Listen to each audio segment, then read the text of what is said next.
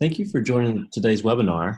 We've got a really exciting panel, a group of folks that are going to be discussing cyberbullying and detection in a meme, emoji, and slang-filled world. Just to kick us off, a little bit of admin and housekeeping. If you have questions throughout, feel free to submit those, and we'll be monitoring that so that we can respond to those in real time. So don't hesitate to drop those in to us. So yes, just to get us started, according to the Pew Research Center, about 59% of U.S. teens have been bullied or harassed online. In addition to being traumatic in the moment, experiencing and witnessing bullying causes serious downstream effects like the onset of severe depression and crippling anxiety. In the webinar today, what we're going to do is discuss the latest trends in cyberbullying with Ross Ellis, the founder and chief executive officer of STOMP Bullying. She's been nationally recognized as an expert for her work in bullying and cyberbullying prevention, violence against children, as well as being an expert in online safety. We're also going to learn how children are standing up to cyberbullying from Matt Soeth, co-founder and executive director of I Can Help, an organization that teaches children and teachers how to create positive social change. And lastly, we've got Jon Purnell from Spectrum, who's our VP of Data Science. He's going to share some behind-the-scenes looks at around how Spectrum detects cyberbullying, our solution, and reviewing how it was built and how it's used by various social platforms, gaming companies, dating apps, marketplaces, and that sort of thing. So to kick us off, Ross, welcome to today's panel and webinar. Can you tell us a little bit more about STOMP Bullying and how you got started and what you guys are up to? Sure, and thanks for having me. I initially started a charity called Love Our Children USA, and back in 2003, we started getting all kinds of inquiries, emails, phone calls about bullying and cyberbullying. Bullying we knew, but cyberbullying didn't even have a name then. So I learned as much as I could and posted the information on the Love Our Children USA website. Within 2 days, the website crashed. We knew we were onto something. Fixed it, learned even more, and in 2005, Stomp Out Bullying was born and has become one of the most influential anti-bullying and cyberbullying organizations in the country and beyond. Yeah, and so give us your definition. What do you consider to be cyberbullying? Look, anytime there's cruelty or anything like that online, you can pretty much bet it's cyberbullying. It takes place over all digital devices like cell phones, computers, tablets. It can occur through SMS, text, and apps, online and social media. Kids tend to check their social media minimum 100 times a day. They go to forums, there are gaming sites. There's just every possible way you can think of for them to get to these apps and find that they're being cyberbullied. And so, and Matt, just to get you roped into this, can you give us a brief overview of I Can Help and how you got started with your efforts in this space as well? Yeah, we got started when students made a fake Facebook page about a teacher. This is a few years ago now. Had over 1,000 followers, a lot of drama. Eventually, a kid found out who made it, turned the person in, page got taken down. A year later, student made a fake page about Instagram page about the same teacher. This time we had over 30 students go online, comment in support of the teacher. The page was down in less than 45 minutes. And what we kind of stumbled on is with young people, particularly, they really want to help, they just didn't know how. And by having these conversations after the first incident, really training them on how to report and how to speak up, how to respond to this negative content, they were really able to take it into their own hands. And that's where we kind of got started on this concept of digital first responders, right? Where, if something happens online, young people are going to see it first. So what tools and resources can we give them so they can take it on and make sure it happens? Yeah, and just in your experience and what you've done, what have you seen be successful there for students in reporting or just detecting and reporting these kinds of things? A lot of it is just knowing how to report, right? So is it the 3 dots? Is it holding on the picture? How to report accurately? Because, talking to the companies, so much of it is just, false reports where it gets reported inaccurately in the system, which is a whole other complicated issue. And 3 is it's already awkward enough to be a teenager, middle schooler, you name it. So to add this type of social awkwardness, for kids, the ones we talk to, it's not always bullying or harassment. Those aren't the words that come up first, but it's the drama, it's exclusion. There's a lot of, kind of emotional, psychological stuff going on there to where they just, oh, well, this happened. How do I speak up for my friend? or giving them ways like it's okay to reach out. And like anything we do, and when you train young people, is give them a chance to practice that. How would they reach out? What would they say? How could they respond in that situation and just be a good friend? And the last part, the schools that are really successful, like they have a system in place to support people, right? It's sort of embedded in their culture. One of my favorite moments at our school was I got a text. It was like 10 o'clock at night from one of my students, like, "Mr. Soeth, it's happening." And it was really weird. I'm like, "What's happening? You're totally awkward right now." And they said, "Don't worry, it's online. We took care of it." And so finally I kind of teased it out and found out the next day that there was a student on our campus who tweeted out like, "Hey, I have this photo. If I get 50 likes, I'm going to share it." And the student saw it, and the kid got the 50 likes, but in less than 2 minutes, the photo was reported and down. And the next day we had about 5 or 6 kids out in front of the main office saying, "Hey, this is what happened. This is who did it. How can we help?" And to me, I think that is really rooted in the culture of climate of, we're not going to treat people this way. It's not right to treat people this way. And we need to make this right. And that's where I think it can get really magical in a school setting, is when the students are really ready to stand up and support each other and doing the right thing. Right. I agree because they're tired of being treated badly. Yep. So I love what both of you guys are doing, and we're constantly talking to various NGOs and nonprofits that are working in this space. But when you look at the research, there's that's 59% of U.S. teens have been bullying stat, and if you go to cyberbullying.org, it'll show you that it's at the highest. The victimization rates are at the highest point that they've ever been. With all these different tools in place and efforts like what you guys have been implementing, why do you think we're at the worst point for these cases right now? What's the cause behind this uptick? I mean, there is an uptick because let's face it, there are all these brand new devices coming out, and everyone's waiting for the next iPhone or the next new something, and they can be anonymous. So I think we're living in a world today that's unfortunately cruel, and the kids see this, and so they think that they can and do go on their devices and say terrible things to someone, to the point where another kid is traumatized. I mean, we get so many emails and phone calls about kids who have been told to go kill themselves. I can't imagine a kid agreeing to do that, but yet it does happen, and there are kids online saying that to them. It's just terrible, and we've got to put a stop to it. So that's been the uptick because they realize they can do anything they want. And Matt, what do you think? What do you think's behind, to pile onto that, what do you think's behind that uptick? I think it's a few things. I mean, definitely it's the devices, technology, the platforms. I mean, they're growing almost exponentially, which is kind of normal with tech. Two, I think we've done such a good job of educating kids on what cyberbullying is, kind of like bullying back in the day, that there's a greater awareness. So in terms of reporting, I think there's an element of that. And then three, it's really, it's looking at human behavior in general, right? So we have this new device, we have this new technology. I remember talking to my dad when I started teaching, having issues with kids texting in the classroom. And these are phones with first keyboards, right? So it's not like modern technology. You're still talking about 15, 20 years ago. But I remember telling my dad about it, who started teaching in 1967, and he starts laughing at me. And I'm like, "Why are you laughing at me?" He's like, "Well, I just can't believe kids are still doing that." I'm like, "Doing what?" He's like, "Just getting away with stuff." And so it's kind of going back to the essence of the behavior, what is driving the behavior, where the platforms. I think anonymity is a small part of it, but I also think there are ways to kind of to stand up and be aware. I still think there's a big education that needs to happen. Talking to schools, you'll hear a lot of times, and it's not entirely fair, but it's schools like, "Oh, we need parents more involved," or parents like, "Oh, we need schools to do a better job of keeping our kids safe."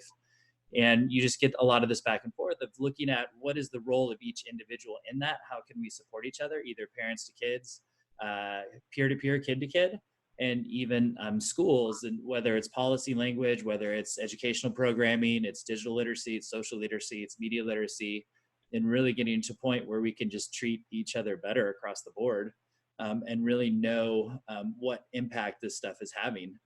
In our case, it's, the KYS or kill yourself, those kind of comments, like 10 years ago, 20 years ago, and everyone's like, "Oh, that's gay." And it's like, well, you can't really say that. Let's have a conversation about why. You shouldn't say kill yourself. Let's have a conversation about why. Right. And I think young people are just very sensitive to that information when it comes out, and they're reacting more quickly and they're responding more quickly. And I think they're more aware of what's happening. And so we're getting those bigger numbers as a response of just that awareness. Yeah. And actually to drill into that, to make this real, I mean, this is a very personal issue for many of us. being bullied and harassed online and even offline. Can you share a few examples of bullying? Like and maybe if there's an anecdote or a story, because I think when we hear cyberbullying, it's a broad definition, and depending upon the platform you're on or the experience that you're on, that may have a different indication there. So what are some examples of cyberbullying, just to make this real for our listeners here? I mean, we see it so much. They call each other names. They accuse them of being a different gender than they may be. And it's just, kids are very sensitive today. They're almost hypersensitive. So when this starts, they're feeling really bad and scared, and they don't know what to do. They put up memes, which they could put a boy in the shower who's overweight, and they put that up online, and we know that doesn't go well.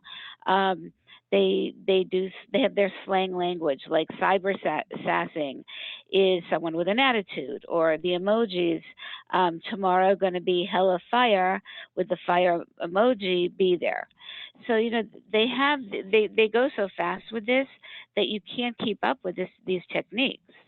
And I think that when a parent buys a kid a device, they need to really teach them how to be socially and digitally responsible. Because if they're not, this is not going to stop. And the Right. schools need to help them too.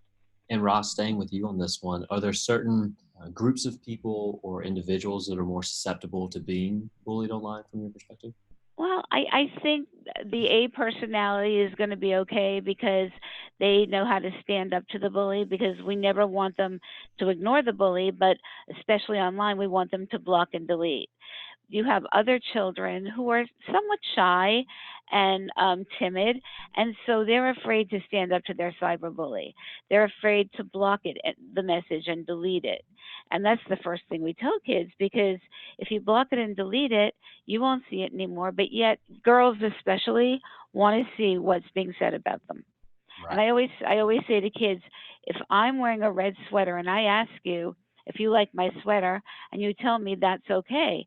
But if I'm wearing the red sweater and you don't ask me and you tell me it's ugly, that's not okay because I didn't ask you. So kids really need to understand where it's coming from and how to handle it. And the impact that those behaviors have on them. Hmm. And Matt, what about you? What observations have you made around, maybe specific groups of people or individuals or kids that seem to be more susceptible to cyberbullying? Yeah, no, definitely we see a lot with the LGBTQ population, and it's Hmm. very, I think Ross hit on something big. Is it's almost passive aggressive, if not overtly aggressive. It's a meme, it's a post. Like one school particular recently is having some issues with their LGBTQ population being excluded, and it's very subtle stuff, right? It might be a Trump hat. It might be, hey, we're gonna have Chick-fil-A on our campus tomorrow. We sure love chicken sandwiches, to really kind of drive home this point of, oh, well, that company we think has a historic reputation for doing this, and we're going to have them here because we know they don't like you, and that's our way of saying we don't like you. To me, a lot of these come back to one simple rule, particularly in middle school and high school, that I think every human fears, is that fear of exclusion, being left out or being intentionally left out, when really most humans just want to fit in, which we already know is the most challenging thing to do as a middle school and high school student, right? And it's trying to find that way of, who are the groups who are being targeted, being excluded, being left out, and just having those little comments. The other thing to that is we know that a lot of kids will not block. They're unsure how to report, so having Right. this conversation about how it works helps, but they don't want to block because it's, oh, someone's talking about me, I want to know what they're saying. It's that fear of knowing someone is talking about you but not being able to see it that really bothers them, more so than the fact that anyone's talking to them, and just having the self-confidence to think that, oh, like I can handle this, or someone's going to help me. Exactly. And so what happens to these people, Ross, when they experience cyberbullying? What are the longer term effects to these individuals who have to go through this stuff? I mean, they go through so much. They have fear, depression, loneliness, anxiety. Their self-esteem is shot. They can develop physical illnesses, and sadly, they get suicidal thoughts. Not all of them, obviously, but for the ones that do, hopefully they're getting help. We have a help chat line, so we've been able to save over 6,000 lives. But what about the kids that don't come to our help chat line, who are out there and feeling so miserable and distraught and they don't know what to do? So the long-term effects can be very serious. I would agree with that. I don't know if I've ever exposed this in a public forum, but for me, I experienced that firsthand in high school and had the internet, and I'm 36 now. The internet is a lot different place. The social networks are in a lot different place now. But had the internet been what it was, or what it is now, then I probably would have had a very different experience coming out of that. And so, yeah, I mean, there's a lot of negative things that can happen having to go through that stuff. Matt, what have you seen for the kids and even the parents who have to deal with this for their own kids? Just the same. I think any parent really wants to help their child as best they can and trying to find solutions. Schools, I think, are struggling. It really depends on whether or not they have a policy in place and how they can enforce it. Because generally when these incidents happen, there's usually a lot of evidence. It's just about being aware of it. And then for students, there's some new research coming out, is you're definitely seeing anxiety and depression connected to that in some cases. And we're also seeing anxiety and depression happen in individuals who just witness this negative content as well. And so hoping to see more research around that to really, figure out how this is, impacting our sense of well-being, digital well-being, whatever you want to call it. But yeah, being just that sense of being excluded or being the target, like kind of that victim mentality of trying to shrink away from the attention and just, disappear from the moment. Like, don't notice me, leave me alone. How come I'm this target? That's the stuff that we're seeing, is how those kids are responding to it, particularly if they don't have a strong peer group or an adult that they can go to and really help them out. Absolutely. And so we've talked a lot about, framing this problem, right? That it obviously impacts lives. We're talking about a digital world that has real world consequences for everyone that's involved in this thing, and cyberbullying. And so I'm curious, for Ross, how do you think about working with various gaming companies or social media platforms? Do you get into the trenches there and help shape how they need to think about rolling out community guidelines or enforcing policy and detecting this? Yeah, I mean, we do work with the social media apps, but their rules are pretty much into place. The interesting thing is that legally, for most of them, you must be 13 to even sign on to and create an account. And what I'm seeing on Twitter and Facebook, although they don't use Facebook that much anymore, but on Twitter and Instagram, they're 7 and 8 years old. Their brains are not mature enough to handle something like when someone says, "Oh, you're ugly, you're fat," whatever, and it becomes a real problem. As I said, they check their social media over 100 times a day, and it's to find out what kids are saying about them.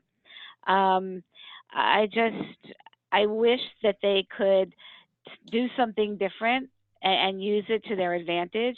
Matt was right in that they don't want to block and delete, but if they don't, they're going to see all this stuff that's being said about them, and that could go in a very bad direction.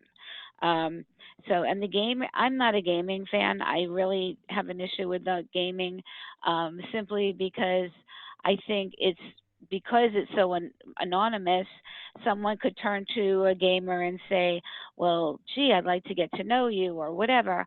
We actually had a gamer's mom call us, and she said, "My 13-year-old son is on a gaming site, and this 24-year-old woman asked for his address and is sending gifts to him at our house." That's definitely not acceptable. So, as well as your child, who needs to be very aware and very astute about these sites, the parents do too. And so, Jon, you've been very very patient here in the beginning, but to pile into what Ross just said, there's some an article that came out this morning from Fast Company that had some research put together by Pew, by Amnesty International. I urge everyone, and the ADO, I think, I urge everyone to go check that out after the webinar. And of course, we'll send that out in the follow-up materials. But one of the recommendations that came out of that were there's three things. One is that moderation tools need to be approved. Two is that how case management is handled needs to be streamlined, so that when people report these issues or kids are reporting these issues on various platforms, they understand that something's actually being done. And then the third one is recommending additional collaboration between various platforms, social networks, dating apps, gaming companies, and that sort of thing. Based off what Ross just said, she mentioned something interesting around underage users on platforms. And, we see a lot of that in our work with the dating app community specifically. But can you give us a little bit of perspective around, what we've seen at Spectrum around the tools that are in place historically to detect these behaviors, and what we're doing that can help, whether it's cyberbullying, underage users, and various platforms and beyond. Sure, absolutely. So, yeah, I think one of the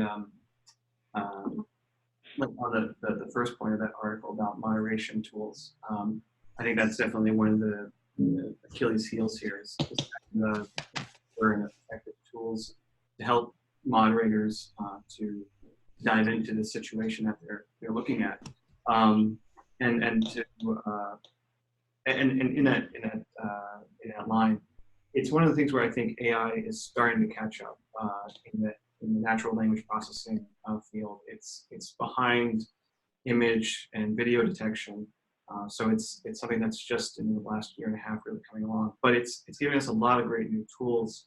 And to your point, and to what Ross was saying about underage users appearing, there's a lot of work, research that's shown that there is a different way that younger users use language and communicate, just beyond the prevalence of emojis and memes. And so the newer technology on language models can be used to help give some signals, some hints to moderators that, hey, this user might be below the guideline ages, and help, and also to help, I think talking about younger users being vulnerable, we can provide some insights on that part. And then also capturing more semantics of the conversations. Right. And so, Matt, what do you think in terms of the role that technology should play here, and kind of the efforts that various social platforms have delivered to date here, and how, do you have any insight into kind of not the failings, because a lot of great companies doing great things here. There's a great community with the FPA and the Fair Play Alliance and so forth. But what more can be done here? What role does technology need to play moving forward? I think that, the Fair Play Alliance has really tapped into something important where I have seen, firsthand through a few different events and just my conversations with the companies of really collaborating on, safety principles, safety best practices. And it was a really intentional effort of recognizing that something needs to happen. Along that line, I'm also seeing a lot of startups. The conversation is starting from a safety by design. In the early days, it was so much about, we have this tech, let's get it out, let's make some money. And now I believe there's a lot of thought going towards, okay, if we are going to start this, how do we protect our users in that process?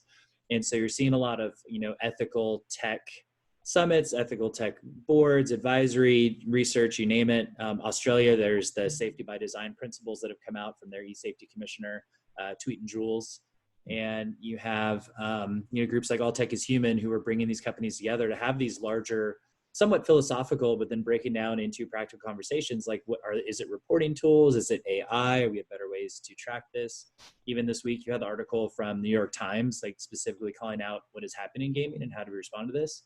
And I think there's some people out there who are very committed to improving this. And, with the tech, it's pressure on the companies for sure, but I also think there needs to be conversations around, who is in this biosphere that can help.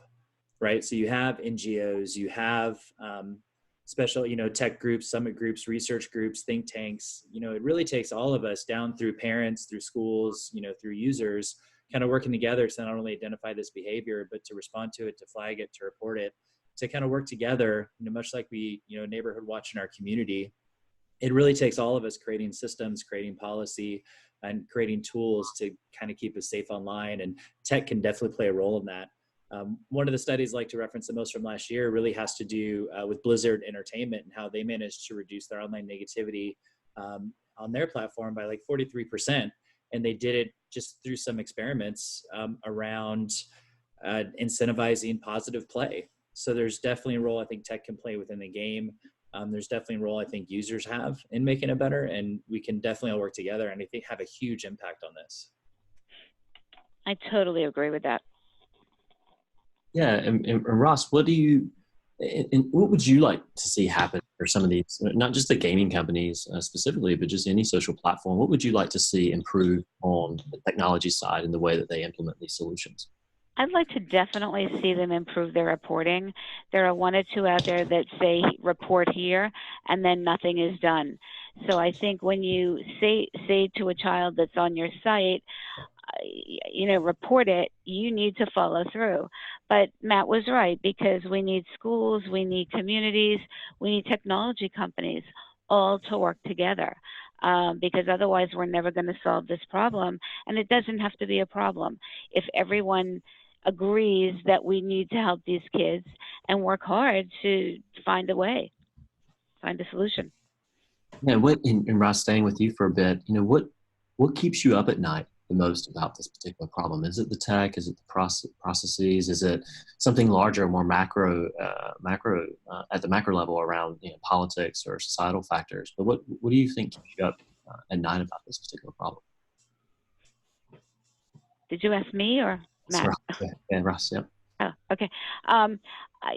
What really keeps me up at night are these kids that just have no concern. They think it's funny.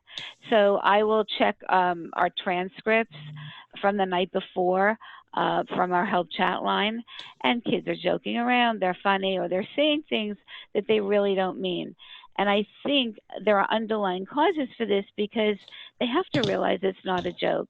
And they have to have seen kids in their community, sadly, taking their lives by suicide, or just really having problems. It does keep me up at night, because I wonder, how are we going to help the next kid? Who is the next kid that we can help? And every night there's at least one kid that comes onto our help chat line that has suicidal thoughts. And I tell our counselors, they must learn that no matter what, nothing is bad enough to take your life. So I think by all of us working together, we can make some great strides. Absolutely. Matt, what about you? What keeps you up at night about this problem? My fear of bears. No, I'm sorry, this topic. No, for me, it's really, what is being done. I think, cyberbullying, it's scary. It's everything else you want to throw at it. But in reality, it's that there's way more positive than negative, right? Mm-hmm. So one of the things, particularly with schools, we've had a lot of success with is, sure, training them on how to respond to online negativity is great, but teaching them how to build positive social campaigns, mm-hmm. even better. Because when kids are creating content, when they own the content, when it is theirs and they get to drive it, then they're also going to protect it. And so for us, that's where our Event Digital for Good came in, is that we saw all these great things happening in schools and it just wasn't getting talked about. Like Project Woke, Christina is now a sophomore, almost a junior, who created a whole Instagram page around women of color in social media and how she wants to change that narrative. You get projects around mental health. You get stuff around feminine hygiene, and the whole a period project out of the Santa Cruz area, just looking at how do we get these projects to, girls who can't afford them or in the local community. You have people in Veterans Affairs, right? Using technology and knowledge of robotics to print, functioning, 3D printer printed hands that, so this one veteran can throw and catch a softball who lost his arm in Afghanistan. There's some really cool stuff happening out there.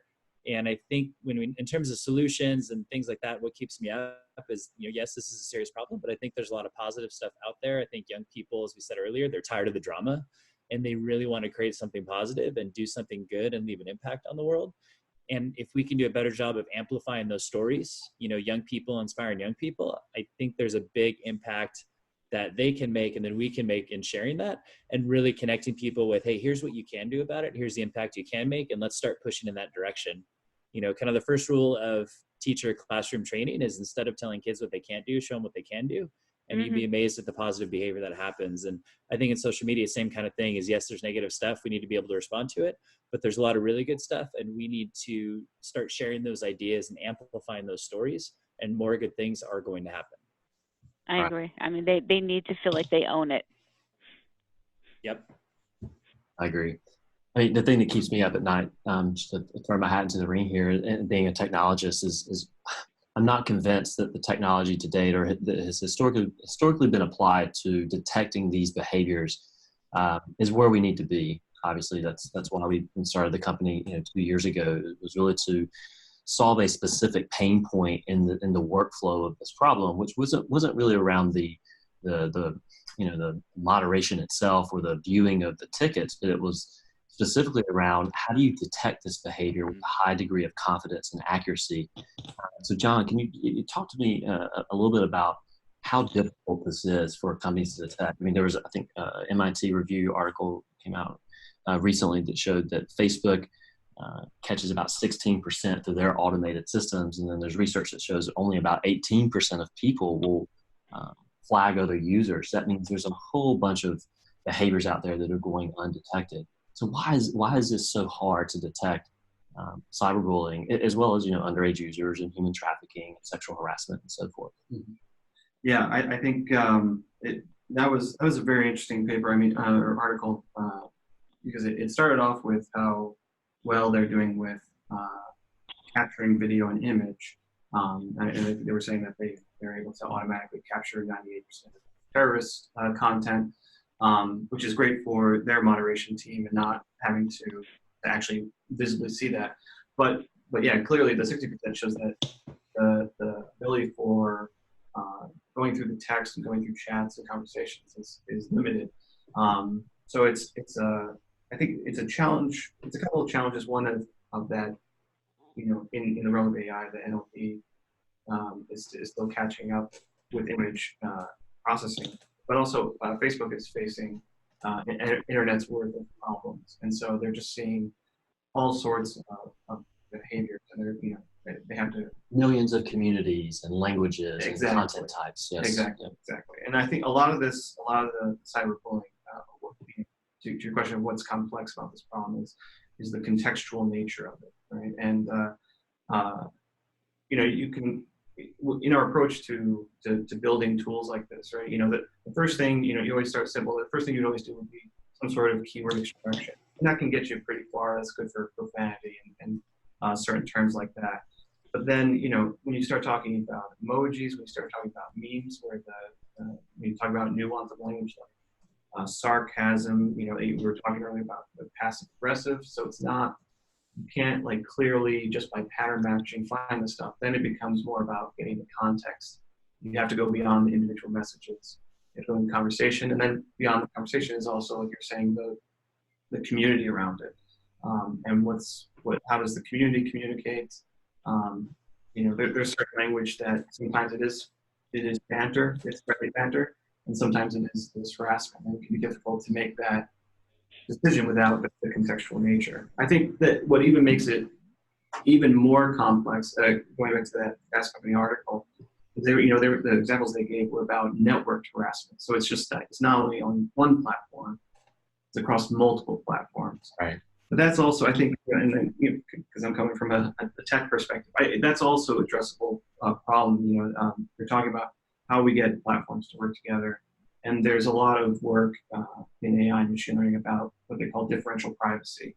So there's there's tech that's available now that we can take our AI systems and apply them in a way that still preserves privacy for the users. And in addition to also providing, help to moderators. So and also, privacy for the platforms. So there's ways to still put these tools in actions without exposing individual people or without compromising their personal conversations. Right. No, thank you for that. So I was recently given the advice by a board member, actually, to do two things at once: to see things as they are and as they ought to be. And so, Jon, sticking with you, I know we've been talking a lot about how things are today and kind of where they've come from. How should they be when it comes to the technology? What would be the ideal solution in your point of view? I think the ideal solution is that I think people, users could be protected from this kind of harmful content directed. I think parents would have the ability to catch 100% their kids from. I think and actually I think Ross was talking earlier about or I should say Matt was talking earlier about how kids are getting away with stuff, right? So I think also conveying sense of consequence for behavior. So having the proactive tools that when someone's submitting harmful content, give them a pause and say, is this really what you want? And are you aware how this looks? Maybe just that is, and that could be more simplified thing, but that I think just showing that the platform is looking and does care about the guidelines they're setting up. Right.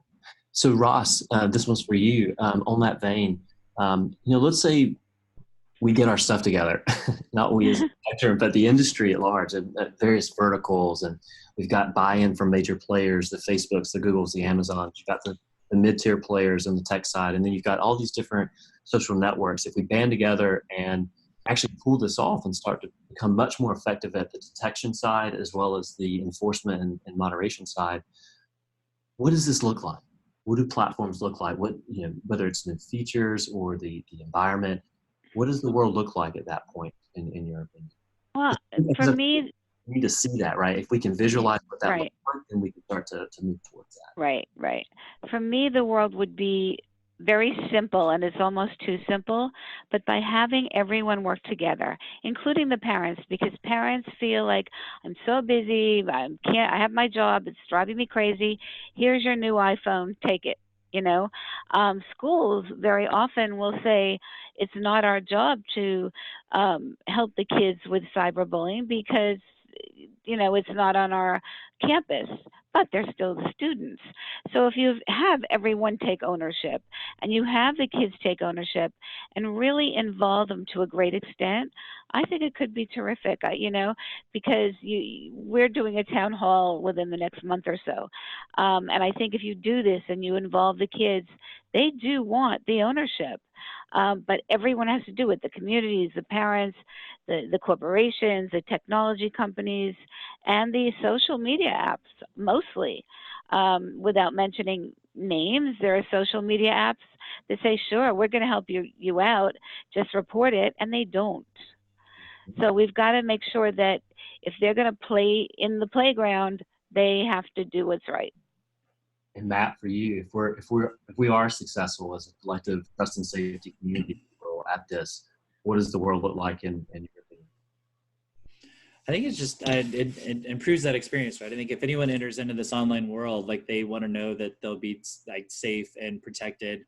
It's very rudimentary pie in the sky, but Maslow's hierarchy, right? That I can come in, that I can share my opinion, we can have a conversation, and I think if the tools are there, and hopefully the societal norms reemerge, consistently across the board, and we can actually have conversations and we can share ideas and collaborate.